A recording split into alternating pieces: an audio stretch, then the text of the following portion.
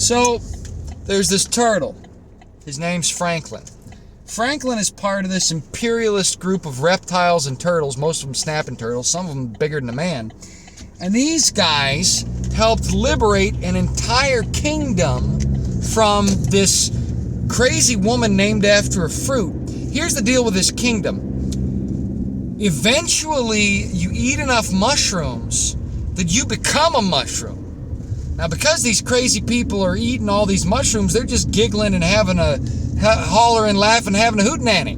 What they don't realize is they're slowly becoming fungus. Red-topped fungus with little spots.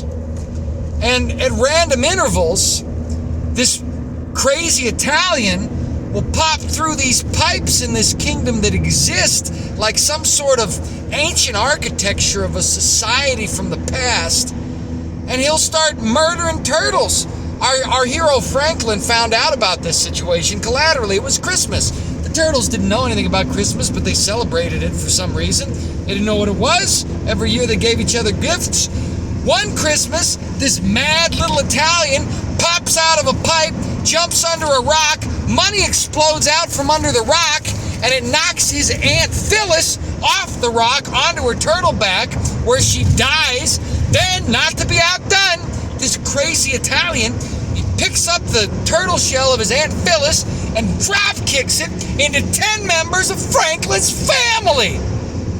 Franklin was, needless to say, discomfited by this un-Christmas-like atmosphere randomly created by the mustachioed, red-hatted Italian who jumped around the Mushroom Kingdom going, Yahoo!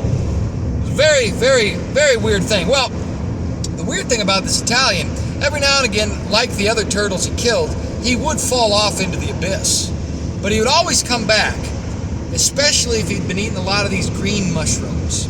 And he also had a buddy who Franklin assumed must have been eating a lot of the green mushrooms, because he had a green shirt under his overalls and a green hat. And everything seemed to be coated in a color capacity in the Mushroom Kingdom. It was a very strange situation. So Franklin decided to figure out what's going on in the world, that these turtles can be murdered by Italians indiscriminately for years on end, even on Christmas. It was terrible. So the first thing he decided to do was figure out the parameters of the reality he inhabited. He looked at the rocks and he figured, you know what? If there's money in those rocks and mushrooms, that money and mushrooms, they must have been put there by the Mushroom Kingdom thousands of years before our turtle kingdom under King Koopa and Bowser invaded. So maybe if you looked far enough under the rocks, he could figure out when all this started. So he started counting rocks, but he very quickly came into a problem. He could only count a few hundred before they disappeared into the abyss.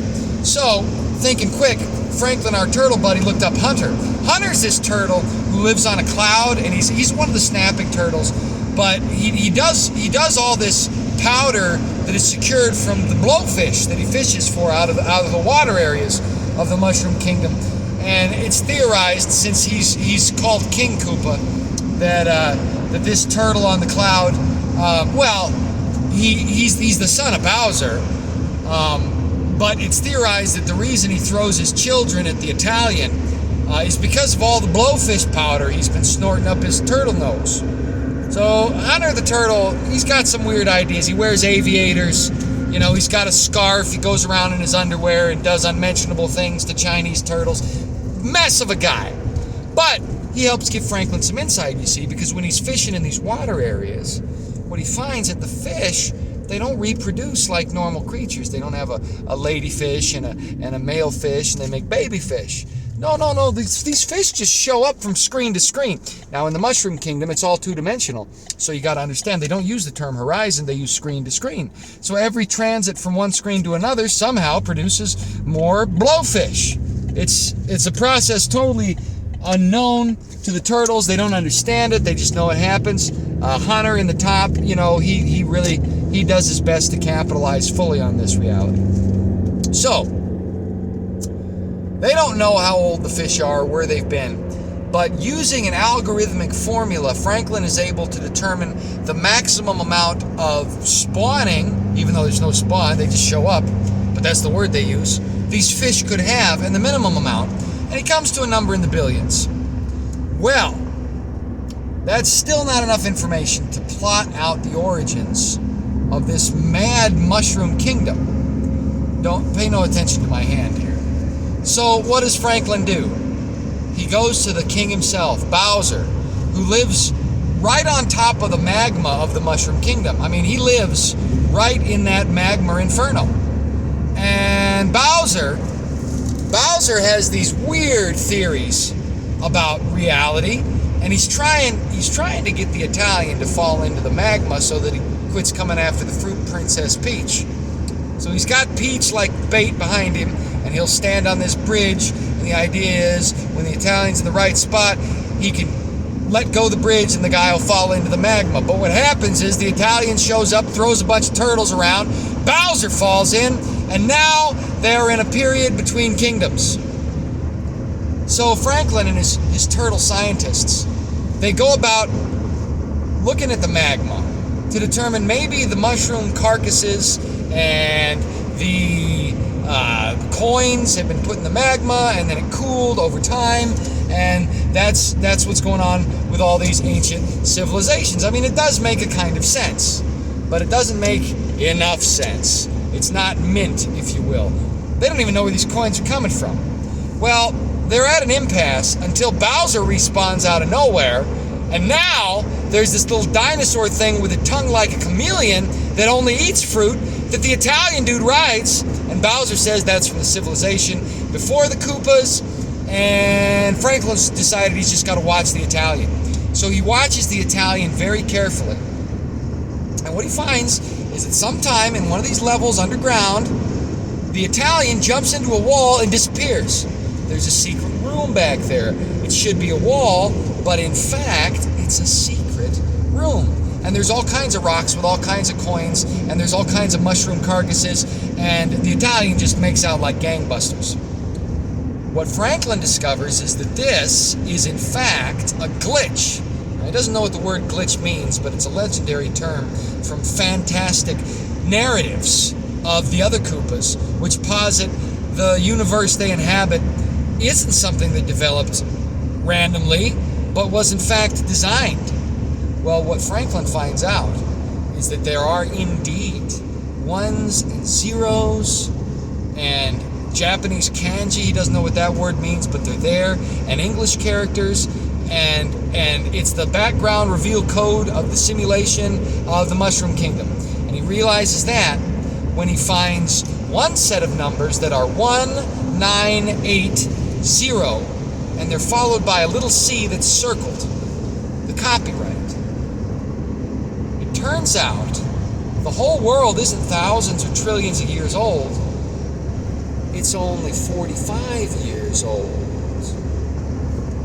This blows Franklin's mind so much that he becomes a gibbering idiot like the turtles that have been snorting the blowfish venom, and his narrative arc ends. But the young child who received the Super Nintendo from his father for Christmas in 2025, the same Super Nintendo his father used to play, that's just the beginning of his journey.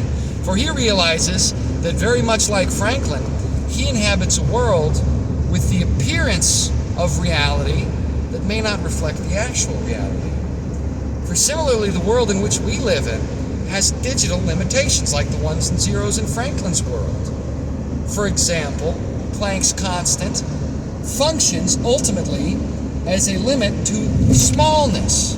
You can get no smaller than Planck's constant, because matter at that point ceases to retain a property called locality, and it is instead everywhere at once. And there's a limit to largeness, the cosmic microwave background radiation of the universe itself. As far as we can see, the delineation between what was inside the matter concentrated to a point we call the Big Bang and what was beyond it. So there are limitations to the reality we inhabit. And it turns out, if you think about it critically enough, you realize something. You can't determine what created the software in a computer from inside the software of the computer. The best you could do is perhaps determine the hardware requirements for that software to operate. But from within the software, you don't have the perspective to determine the full scope of the programs that are running on the hardware. You have to, it turns out, get outside the hardware and the software in order to determine what makes the program tick, which is something that we cannot do because we are inside the software of reality. We don't even know whether or not there is any hardware. See, reality is a subset of a greater existence. Reality is a subset of a greater reality. We're not in a simulation like Mario, but what we do in this reality has eternal consequences. So one might say that the Italian in Mario World acted as a Christ figure, for he revealed the truth of that reality to those poor turtles. Even though he was seen as a menace, it turned out they didn't understand the real nature of reality. And I think the Christ figure in our own reality, Christ, is representative of that relationship to a certain extent. I don't think he's running around throwing people at each other in order to beat a big lizard and save a princess named after a piece of fruit. I do think, however, he's like the programmer of the video game of life. And in a similar fashion, all the science that takes the extant geological, biological realities we know and tries to use them as a determination for the ultimate creation of this reality, they're really just like Franklin the Turtle. They don't have the perspective or the capability to determine the totality of the scope of existence. They don't have the perspective or understanding to determine the totality of the scope of existence. You'd have to get outside the simulation to fully understand it, and there's no way we can do that from inside it. So, our world is much like Super Mario World in that looking at relationships within the simulation provides us no data to determine the origin of that simulation. All it provides us with is mathematical relationships which are built on a foundation of misunderstanding. The only way to truly understand is to find some sort of message communicated from outside the simulation, some sort of glitch or Bible.